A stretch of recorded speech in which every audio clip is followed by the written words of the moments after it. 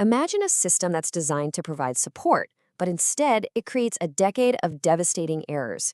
Today, we're going to break down a really complex child support case to see how enforcement actions, which added up to over $100,000, could all be based on a single foundational flaw. We'll walk through the official records to uncover what happens when a legal system's paper trail just goes cold. At the heart of this entire case is one single, really unsettling question that comes from the court's own records. Can a court order actually exist without an author? And this isn't just some abstract legal question. It really frames a decade-long dispute and makes you ask whether the power of the state can be used to enforce a document that might not have a verifiable origin. And right here is the fundamental contradiction. On one hand, you've got the real-world consequence, a state-enforced debt of over $100,000 built up over 10 years. And on the other hand, from the very same case file, you have the court's own admission that it was, quote, unable to enter support orders in the first place. So how can a debt be enforced based on an order the court itself said it couldn't create? To understand how this could even be possible, we need to go right back to the beginning. The petitioner's entire case really hinges on the argument that all the enforcement was built on a flawed foundation, which created what's known in legal terms as a void order. Okay, so here's the core of the conflict side by side. On the left is an entry that just appeared in the court record in 2022. The really crucial details, like who filed it, who authorized it, they're all marked NA. It's basically an anonymous entry.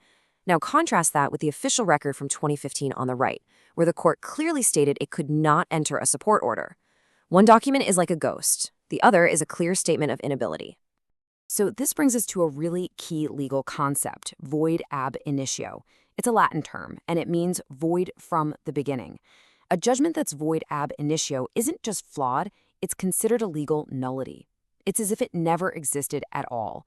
The analogy here is perfect. It's like building a house on a foundation that was never even poured. And this timeline, it just shows you the scale of the problem. On June 10, 2015, the court says it's unable to enter an order. Then, there's this huge gap, 2,548 days. That's nearly 7 years, during which enforcement was still happening. It's not until June 2nd, 2022, that a new modifying order mysteriously shows up. This created a kind of legal vacuum where collections were happening without any verifiable order on the official record. A single foundational flaw, like the one being alleged here, rarely just stays contained. In this case, it seems to have set off a cascade of systemic errors that just got worse over the next decade, affecting everything from the financial calculations to interstate cooperation. These foundational problems apparently branched out into 4 key areas. First up, a major financial miscalculation because the wrong legal form was used. Then you've got a total breakdown in interstate cooperation. On top of that, a failure to credit almost $20,000 in direct payments. And finally, the system allegedly ignored both a large credit balance and a legal waiver of the debt from the other parent. So what's the bottom line here, financially? Well, the total quantifiable harm, according to a forensic analysis of the case, is just staggering. The petitioner's filings estimate that the combination of all these errors led to wrongful collections and overcharges totaling as much as $148,000. You might be wondering, how in the world did the debt get that high? A key driver was clerical, using the wrong legal form. See, the parenting plan was for shared custody, which required what's called Worksheet B. But instead, the enforcement agency used Worksheet A, which is for sole custody. According to the analysis, that single error alone manufactured over $142,000 in obligations that just shouldn't have existed.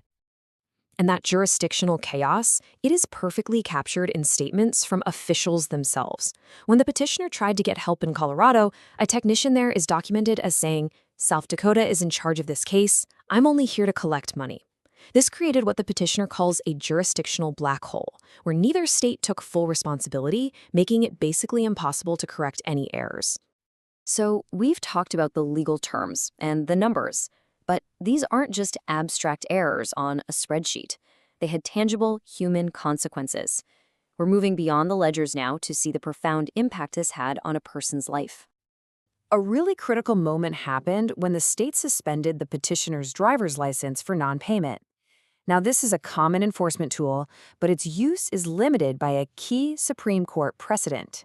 The case is called Turner versus Rogers, and it requires the state to first figure out if a person actually has the ability to pay before handing down such a severe penalty. And this wasn't just some minor inconvenience. At the time of the suspension, the petitioner was documented as being unemployed and homeless. So taking away his license made it impossible to look for work or housing. It's documented as directly causing or prolonging 527 days of homelessness. It was an action that, instead of helping, completely sabotaged any ability to provide support. The financial devastation is also spelled out in his credit profile. A forensic comparison shows his FICO score just plummeting 80 points, from 533 down to 453. I mean, that drop pushes someone deep into the subprime category, making loans or even housing nearly impossible to get. And you can see the domino effect. Late accounts tripled, and credit utilization soared to an unsustainable 120%, meaning he owed more than his credit limit. This visual right here does a powerful job of summarizing the entire decade-long chain of events we've been looking at. It connects those contradictory records at the very beginning in 2015 to the uncredited payments, the interstate enforcement, and then finally to the appearance of that mysterious defective entry in 2022. So after years of trying to navigate this incredibly complex web of errors, this entire decade-long dispute now pivots to a single, simple, and so far unanswered challenge. The petitioner's challenge was actually pretty clever. When he asked a South Dakota official for the original court order, he was instead sent the 2022 modification. Well, this set a perfect logical trap, built on one simple premise: you cannot modify something that never existed in the first place. His response to the official was direct and crystal clear. By demanding the original order that this modification was supposedly based on, he shifted the burden of proof right back onto the state, produced the foundational document that justifies an entire decade of enforcement. And this right here, this is the heart of the matter. The entire complex process, every wage garnishment, every hit to a credit report, the license suspension, it could all be validated or invalidated by one single piece of paper, a signed, authoritative judicial order from 2015. The alleged inability of the state to produce this one document raises a really profound question. What does it mean when a system designed for accuracy operates for a decade on a foundation that, according to its own records, may have never even existed? And what checks and balances are in place to protect citizens when the paper trail simply disappears?